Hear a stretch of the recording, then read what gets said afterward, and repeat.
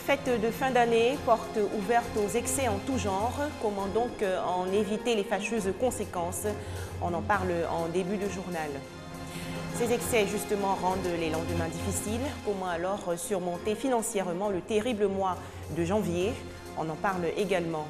Enfin, aux États-Unis, la communauté musulmane se dit en danger. Elle dénonce notamment la proposition du candidat à la présidentielle Donald Trump. Madame, Monsieur, bonsoir et bienvenue. Saint-Sylvestre, Nouvel An, la période des fêtes est souvent synonyme d'excès alimentaire. On se gave de sucreries et de repas gras, on mange nuitamment. Cette attitude peut avoir des conséquences fâcheuses sur notre santé. Alors comment contrôler notre alimentation pendant les fêtes? Ce soir, des spécialistes en nutrition nous donnent quelques conseils. Forum des marchés dans la commune d'Adjamé. L'endroit grouille de monde. Nous sommes à quelques heures de l'année 2016. Avant le grand jour, on s'attelle aux achats pour les différents repas à consommer le 1er janvier. Je suis venue faire le marché pour la fête. Comme c'est la nouvelle année, on veut préparer beaucoup de manger. Parce que les gens vont manger beaucoup. On va préparer plus, manger en famille avec les enfants. On va beaucoup manger ce jour. Parce que c'est la fête. Au menu de cette fête, il n'y a pas que la nourriture. Les boissons sont aussi prisées. On s'approvisionne donc dans les lieux de vente. Je suis venu faire quelques achats pour l'occasion de la fête. Bon, j'ai payé les canettes. Ce qui sort le plus, c'est ce que les gens vont consommer en masse. Les sucreries, ils mettent ça au frigo pour pouvoir partager ça avec la famille. Voilà. C'est ce qui sort le plus. Le constat est clair. Pour célébrer la nouvelle année, on se laisse aller. Nourriture, boissons, on en consomme sans modération. Un fait qui n'est pas sans conséquences. Effectivement, au cours des fêtes, nous constatons qu'il y a souvent du foutou, des frites, de la tchéké, couscous, les sucreries, l'alcool, des yaourts même pour les desserts, des mélanges. Et c'est ce que nous appelons des mélanges incompatibles. Ces mélanges incompatibles peuvent donner des conséquences, entraîner des conséquences très graves. L'excès d'alcool expose par exemple à des cirrhoses du foie, à des coliques hépatiques, à des problèmes sérieux au niveau du foie.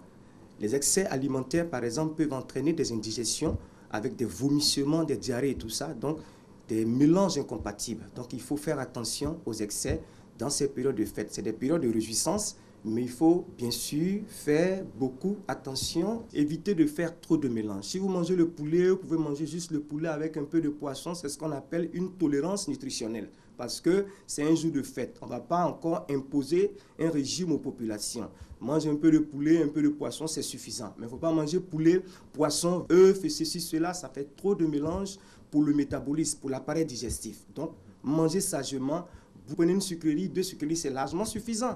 Il ne faut pas exagérer. Au niveau de l'alcool, vous prenez une seule bouteille, c'est largement suffisant. Ou bien un verre, 2 verres, c'est suffisant. Si vous voulez aller au-delà, ne dépassez pas les limites. Le seuil de tolérance de votre métabolisme, de votre organisme. Tout excès nuit. Les fêtes de fin d'année sont de très courte durée. Les excès de table peuvent entraîner une mauvaise santé. Attention donc à ne pas franchir certaines limites, avertissent les experts en nutrition.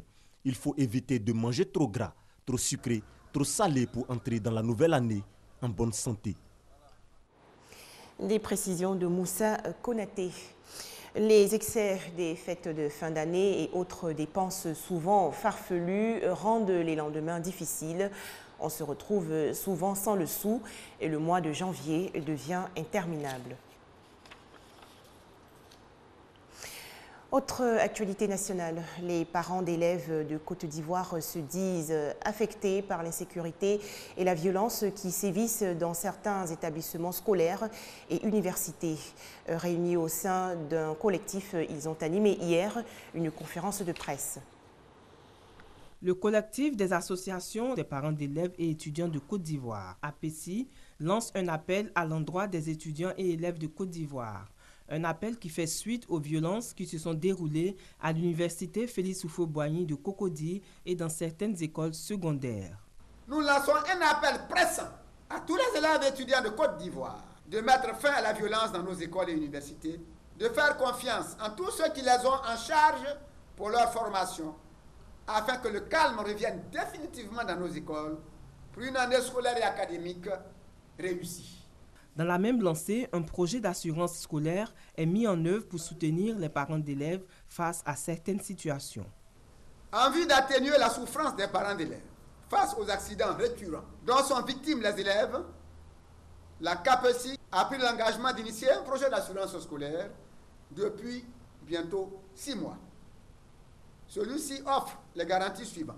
La responsabilité civile pour des dommages causés par l'élève à autrui, l'indemnité contractuelle pour les dommages subis par l'élève, la défense et recours qui est une aide juridique et financière pour la défense de l'élève. Les événements du 18 novembre dernier, survenus à l'université Félix Houphouët-Boigny de Cocody, ont causé la mort d'un étudiant et de nombreux blessés. Une situation que déplore le collectif des associations des parents d'élèves et étudiants de Côte d'Ivoire. Occasion donc pour le collectif de demander de l'aide aux autorités compétentes pour une vie meilleure dans les universités et grandes écoles. C'était un reportage de Patricia Oumou-Etia et Estelle Brou. La commune d'Abobo est en fête. La 5e édition de son festival culturel et des arts se déroule du 29 au 31 décembre prochain autour du thème « Préservons nos acquis pour le bonheur de la génération future ». Koné Pargassoro. C'est la première fois que je vais me produire ici à Abobo. C'est un événement historique. Je vais donner le meilleur de moi-même. La promesse du professeur Awolowo respectée. Miwe, qui était très attendu, a tenu en haleine le public d'Abobo.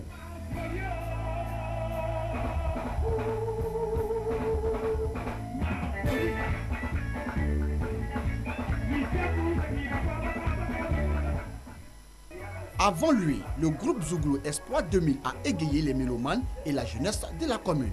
Des prestations d'artistes qui s'inscrivent dans le cadre de la 5e édition du Festival culturel et des arts d'Abobo Festica. Une initiative de l'animateur de Fréquence 2, Kunta Mader. Ce sont les jeunes qui ont fait de ce festival-là ce qu'il est aujourd'hui. Je leur dis merci. Je leur demande de s'approprier ce festival, car sans eux, on ne pourra pas parler de festival. Le Festival culturel et des arts d'Abobo, depuis la première édition, bénéficie du soutien du premier magistrat de la commune. Je suis extrêmement heureux d'avoir lancé le Festica 5e édition et surtout avoir de grands artistes Mewe. Pour cette 5e édition, la communauté nigériane vivant à Abobo était à l'honneur. C'était une joie pour toutes les Nigériennes vivant en Côte d'Ivoire, particulièrement à Abobo. La jeunesse d'Abobo n'a pas boudé son plaisir. Je suis très heureux parce que Mewe, je l'ai toujours vu à la télé, je ne l'ai jamais vu. Aujourd'hui, grâce au maître Ngara, je l'ai vu aujourd'hui, donc je suis très heureux. Je suis déjà satisfait pour le festival. Vraiment, je souhaite que ça soit continuel. Aux organisateurs, nous pouvons leur dire merci pour ce qu'ils font pour les gens d'Abobo. Pour cette 5e édition du Festica, les jeunes des différents quartiers de la commune, mais aussi ceux venus des autres communes du district d'Abidjan, ont communié dans l'allégresse avec leurs artistes préférés. Débuté le 29 décembre, le Festica prend fin le 31 décembre.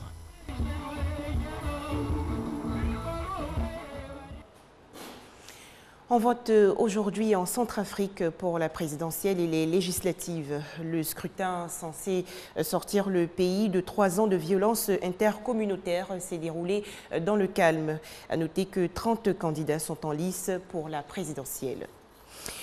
Le président burundais intraitable sur le projet de déploiement de troupes de l'Union africaine dans son pays.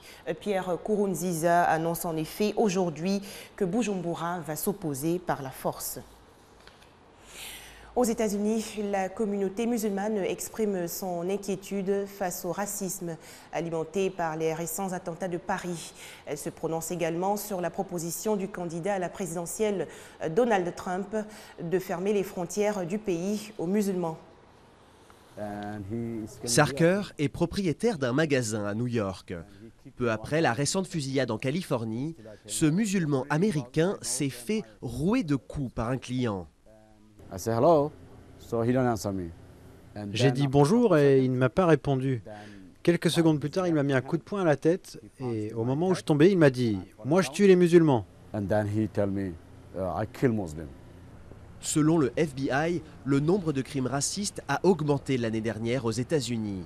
Après les attentats commis par le groupe EI à Paris, un chauffeur de taxi musulman s'est fait tirer dessus le jour de Thanksgiving et une tête de cochon a été retrouvée devant une mosquée de Philadelphie. Certains appellent les autorités locales à la vigilance.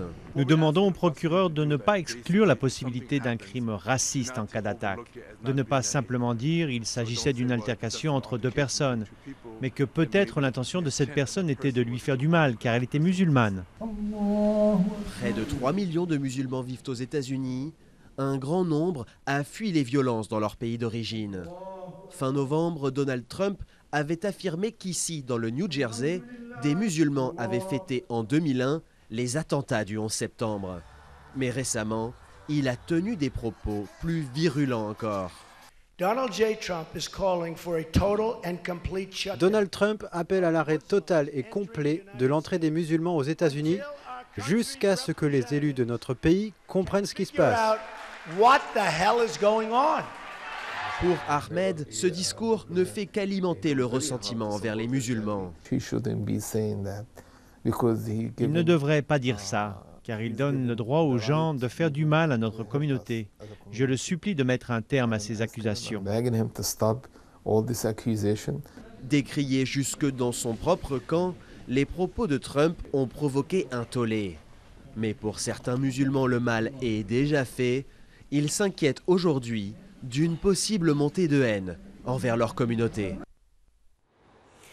Attentat suicide déjoué in extremis en Turquie. 2 membres présumés du groupe État islamique soupçonnés de préparer des attaques à Ankara ont été arrêtés aujourd'hui par la police turque. Le pays est en état d'alerte depuis la double offensive qui a fait 103 morts et plus de 500 blessés le 10 octobre dernier dans la capitale. Voilà, merci de nous avoir suivis. Demain, 19h30, le dernier journal de l'année 2015 sur RTI2.